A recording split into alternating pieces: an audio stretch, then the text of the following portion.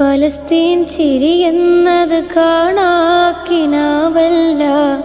അറബിപ്പൻ വിളയുന്ന കാലം വരുന്നുണ്ട്. തഖ്വ കൊണ്ട് നേടിടുവേ ഫാസിസം കരയുമെന്ന്. ഗസ തെരുവിലെ ചോര കണ്ടേ ഞാനും എഴുതട്ടൊരു കണ്ണീർ കാവ്യം. പിഞ്ചോമന മക്കളെ ചോരക്കായി ദാഹിച്ചലയുന്ന ചെന്നായ്ക്കൂട്ടം. ഖുദ്സിൽ വീശുന്ന ഇളം കാറ്റ് വിതുമ്പുന്നു.